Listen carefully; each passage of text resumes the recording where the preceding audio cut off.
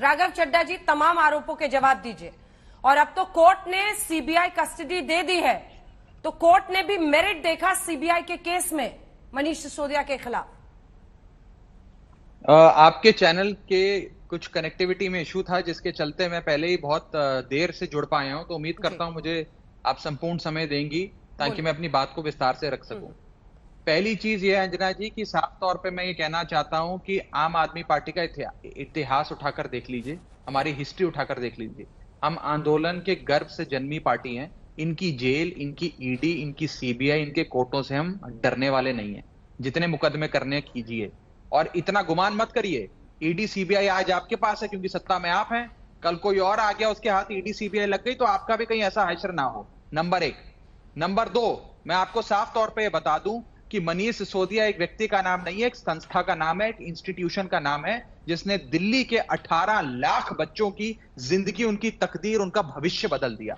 एक ईमानदार, कट्टर ईमानदार, पढ़े लिखे शरीफ आदमी को गिरफ्तार कर कर आज आपने सिर्फ आम आदमी पार्टी को आहत नहीं किया, देश में हर शख्स के मन में रोष है, भारतीय जनता पार्टी के प्रति नफरत है, और इन 18 लाख बच्चों की उनका श्राप भारतीय जनता पार्टी को लगेगा। दूसरी चीज, ये बार बार कहते हैं कि शराब में कोई घोटाला हो गया, घोटाला हो गया। मैं ज्यादा तकनीकी डिटेल्स में ना जाते हुए एक छोटा सा बिंदु आपके सामने रखता हूं अंजना जी। जब ये एक्साइज की पूरी पॉलिसी बनी, तो इस एक्साइज पॉलिसी में आखिरी संशोधन और अल्टीमेट हस्ताक्षर करके उस पॉलिसी को अप्रूव करने का काम उपराज्यपाल यानी कि लेफ्टिनेंट गवर्नर ने किया। 6 महीने बाद वही लेफ्टिनेंट गवर्नर कंप्लेंट डालकर कहते हैं कि नहीं नहीं नहीं जी, इस पे जांच की जाए, इसमें तो घोटाला हो गया।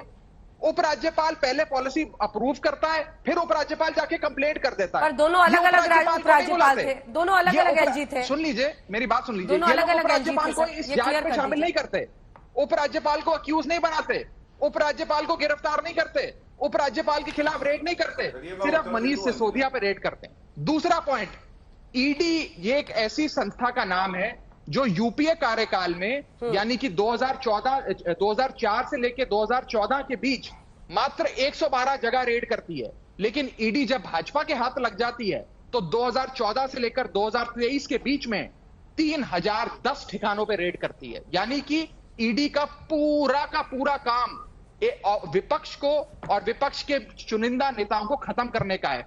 95% केसेस जो सीबीआई ने 2014 से लेकर 2022 तक दर्ज किए हैं, उसमें से 95% केसेस सिर्फ विपक्ष के नेताओं के खिलाफ है। पार्लियामेंट में हमने सवाल पूछा कि आप बार बार कहते हैं कि ईडी को बढ़ाया जाए, ईडी के माध्यम से जांच करेंगे।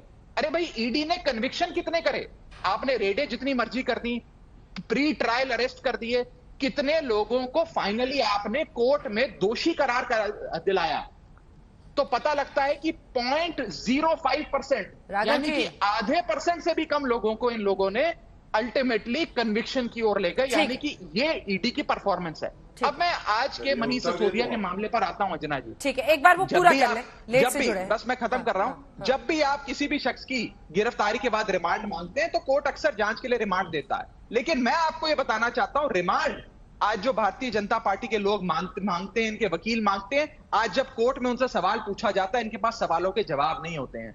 मैं आपको यह बताना चाहता हूं कि आज जितना भी काम भारतीय जनता पार्टी हमारे खिलाफ कर रही है, वो इसलिए कर रही है क्योंकि प्रधानमंत्री मोदी जी को और भारतीय जनता पार्टी को सिर्फ अरविंद केजरीवाल और आम आदमी पार्टी से डर लगता है। जितने भी शख्स अरविंद केजरीवाल के आसपास हैं, जिम्मेदार साथी जो कोई ना कोई जिम्मेदारी निभा रहे हैं, सबको पकड़ पकड़ के जेल में डाल रहे हैं ये लोग। इनका मकसद साफ है, आम आदमी पार्टी की बढ़ती लोकप्रियता, आज दिल्ली में सरकार है, पंजाब में बना दी, गुजरात में जाकर ये राष्ट्रीय पार्टी बन गए, इनको रोको।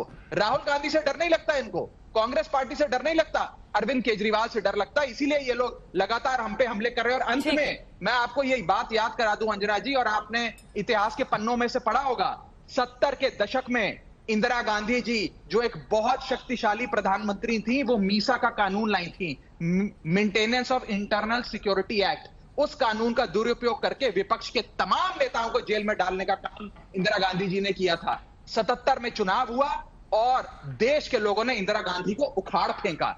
आज इस दौर की, 2023 के दौर की ठीक ईडी है। सीबीआई आज का मीसा कानून बन गई है, जिसका इस्तेमाल कर कर बीजेपी विपक्ष के नेताओं को जेल में डाल रही है। जो 77 के चुनाव में हुआ था, आने वाले चुनावों में ऐसा ही होगा। सत्ता के नशे में चूर जो लोग बैठे हैं, उनको जनता सिंहासन से उखाड़ कर बाहर फेंकेगी और जनता का राज स्थापित होगा।